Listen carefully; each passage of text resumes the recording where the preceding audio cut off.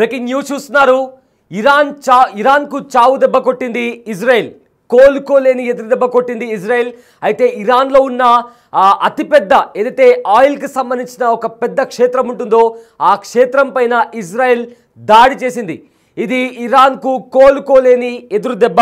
అయితే ఇరాన్ ఇంకా ఇజ్రాయెల్ మధ్య భీకర యుద్ధం నడుస్తోంది. ఇరు దేశాలు ఒకరిపైన ఒకరు దాడి చేసుకుంటున్నారు. అయితే ఈ దాడిలోని భాగంగా ఇజ్రాయెల్ ఎక్కువగా ఏవైతే అణుస్థావరాలపైన కూడా ఇరాన్లో ఉన్న అణుస్థావరాలపైన దాడి చేస్తూ వస్తుంది. అయితే బిటీవీ స్క్రీన్ పైన దానికి సంబంధించిన విజువల్స్ కూడా మనం చూస్తున్నాం. అయితే ప్రపంచంలోనే అతిపెద్ద గ్యాస్ క్షేత్రంపై దాడి చేసింది ఇరాన్. అయితే ఇరాన్లో ది సౌత్ ఫోర్ట్ క్షేత్రంపై కూడా బాంబులతో దాడి చేసింది ఇజ్రాయెల్. దానికి సంబంధించిన విజువల్స్ బిగ్ టీవీ స్క్రీన్ పైన మీరు ఎక్స్క్లూజివ్గా చూడొచ్చు.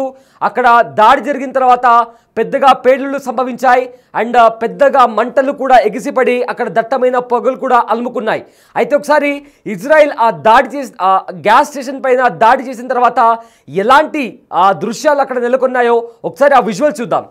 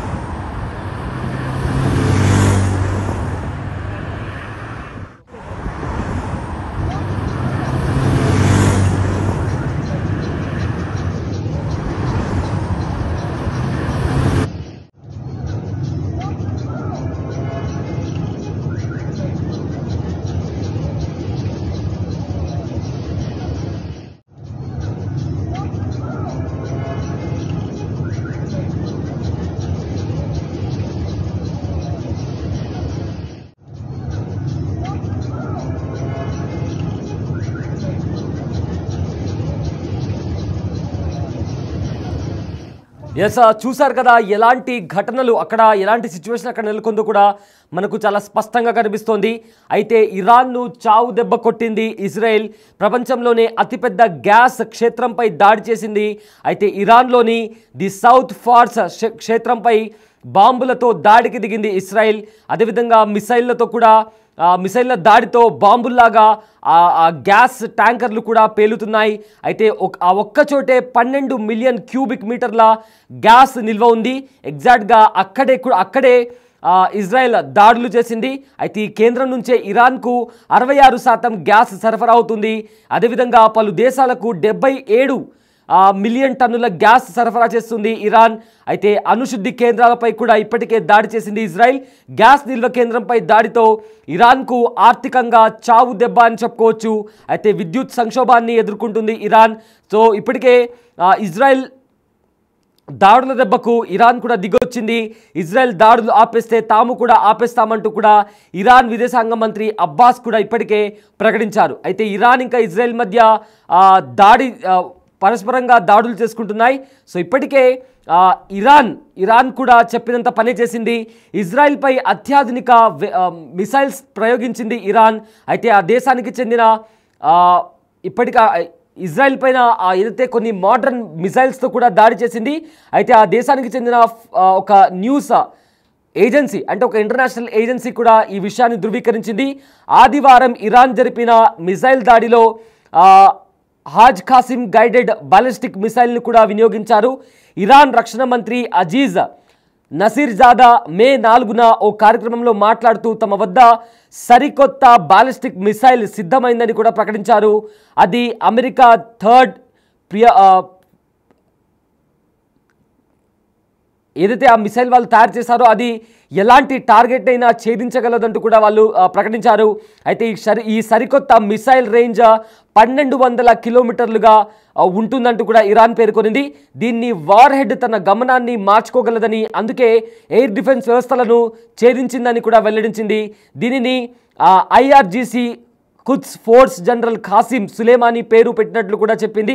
కాకపోతే దీన్ని ఖచ్చితంగా ఏ ప్రదేశంపై ప్రయోగించిందో మాత్రం ఇంకా వెల్లడించలేదు. అయితే నిన్న రాత్రి ఇరాన్ జరిపిన మిసైల్ దాడుల్లో 200 మంది గాయపడ్డారని ఇజ్రాయెల్ ప్రభుత్వం వెల్లడించింది.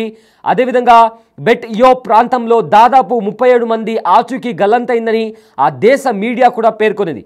ఇక ఇరాన్తో మొదలైన సంక్షోభం కొద్ది రోజుల్లో ముగిసే విషయం కాదని కూడా అమెరికా అదేవిధంగా ఇజ్రాయెల్ అధికారులు కూడా వెల్లడించారు. దీనికి కొన్ని వారాల సమయం పట్టొచ్చన్నారు. అయితే ఇజ్రాయెల్ చేపట్టిన ఆపరేషన్కు అమెరికా అనుమతి పరోక్షంగా లభించినట్లు కూడా వారు పేర్కొన్నారు. సో దీంతో ప్రజెంట్ 2 దేశాల మధ్య భీకర పోరు నడుస్తోంది. అయితే ఇరాన్ ఇజ్రాయెల్ దేశాల మధ్య యుద్ధం పీక్స్కు చేరింది. ఆపరేషన్ రైజింగ్ లయన్ పేరుతో ఇజ్రాయెల్ భీకర దాడులను చేస్తుంది. ఇదే క్రమంలో 2 దేశాల మధ్య మిసైళ్లు అదేవిధంగా ఫైటర్ జెట్లు డ్రోన్లతో కూడా దాడులు చేసుకుంటున్నాయి. ఇజ్రాయెల్ బెదిరింపులకు ఏమాత్రం కూడా ఇరాన్ వెనక్కి తగ్గట్లేదు, గట్టిగానే పోరాటం చేస్తుంది. అయితే ఇదే క్రమంలో ఇప్పటికే ఇరాన్ పలు అగ్రదేశాలకు వార్నింగ్ ఇచ్చిన విషయం కూడా తెలిసిందే. ముఖ్యంగా అమెరికా, బ్రిటన్, ఫ్రాన్స్లు ఇజ్రాయెల్కు మద్దతుగా రంగంలోకి దిగితే తీవ్ర పరిణామాలుంటాయని కూడా ఆ దేశ సైనిక స్థావరాలు అదేవిధంగా మిలిటరీ బలగాలను టార్గెట్ చేయాల్సి వస్తుందని ఇరాన్ ఇప్పటికే హెచ్చరించింది. ఇదే క్రమంలో 2 దేశాల మధ్య భీకర దాడులతో మిడిల్ ఈస్ట్లో పెను విధ్వంసం నడుస్తోంది. మరోవైపు ఇరాన్లో ఉన్న న్యూక్లియర్ ప్లాంట్స్ దగ్గర కూడా ఇజ్రాయెల్ భారీ ఎత్తున దాడులు చేస్తుంది. ఇరాన్ సైతం ఇజ్రాయెల్ రాజధానిపై దాడులకు దిగింది. దీంతో పశ్చిమాసియాలో కల్లోలం వల్ల 3వ ప్రపంచ యుద్ధం వస్తుందా అంటూ ప్రపంచవ్యాప్తంగా ఆందోళనలు వినిపిస్తున్నాయి. అయితే ఈ నేపథ్యంలో అమెరికా ప్రెసిడెంట్ డొనాల్డ్ ట్రంప్ ఇరాన్కు మాస్ వార్నింగ్ కూడా ఇచ్చారు. సో ఇరాన్ రక్షణ మంత్రిత్వ శాఖ ప్రధాన కార్యాలయం అదేవిధంగా అణు ప్రాజెక్టుపై ఇజ్రాయెల్ భీకర దాడుల తర్వాత అమెరికా ప్రెసిడెంట్ డొనాల్డ్ ట్రంప్ చేసిన వ్యాఖ్యలు ప్రస్తుతం ప్రాధాన్యత సంతరించుకున్నాయి. డొనాల్డ్ ట్రంప్ మాట్లాడుతూ ఒకవేళ తాము యుద్ధంలో దిగితే వార్ వన్ సైడ్ అవుతుందని ఇరాన్కు హెచ్చరికలు జారీ చేశారు. ఒకవేళ అమెరికాపై ఇరాన్ దాడికి పాల్పడే దుస్సాహసమే చేస్తే చరిత్ర పుటల్లో కని విని ఎరుగని రీతిలో ఇరాన్పై విరుచుకుపడతామని డొనాల్డ్ ట్రంప్ తీవ్ర స్థాయిలో హెచ్చరించారు. ఇరాన్ తమను ఏ విధంగా దాడులు చేయడానికి సాహసం చేసినా కూడా అన్ని రకాలుగా ఎదుర్కొని అమెరికా సాయుధ దళాల సత్తా ఏంటో చూపిస్తామంటూ కూడా ట్రంప్ తన సోషల్ మీడియా ఖాతాలో కూడా పోస్ట్ చేయడం జరిగింది. అయితే ఈ ఘటన ప్రపంచ దేశాలని మరింత కలవరపెట్టేదిగా మారింది. అదేవిధంగా ఇరాన్ ఇజ్రాయెల్ మధ్య తాను సులభంగా ఒప్పందం కుదిర్చి ఈ యుద్ధంకు ముగింపు పలకాలని భావిస్తున్నట్లు కూడా ట్రంప్ పేర్కొన్నారు. మరోవైపు దేశంలో ప్రస్తుతం నెలకొన్న యుద్ధం పరిస్థితుల వల్ల ప్రధాని నేతన్యాహు తమ కుమారుడి పెళ్లిని సైతం వాయిదా వేసుకున్నట్లు ఆ దేశంలోని పలు అంతర్జాతీయ మీడియా కథనాలు కూడా చెప్తున్నాయి. ఒకసారి విజువల్స్ మనం చూసుకోగలిగితే బిగ్ టీవీ స్క్రీన్ పైన అక్కడ జరిగిన దాడుల వల్ల ఏ రకంగా మంటలు ఎగిసిపడుతున్నాయో కూడా చాలా స్పష్టంగా మనకు బిగ్ టీవీ స్క్రీన్ పైన కనిపిస్తుంది. అయితే ఒకసారి ఆ విజువల్స్ ఒకసారి చూద్దాం.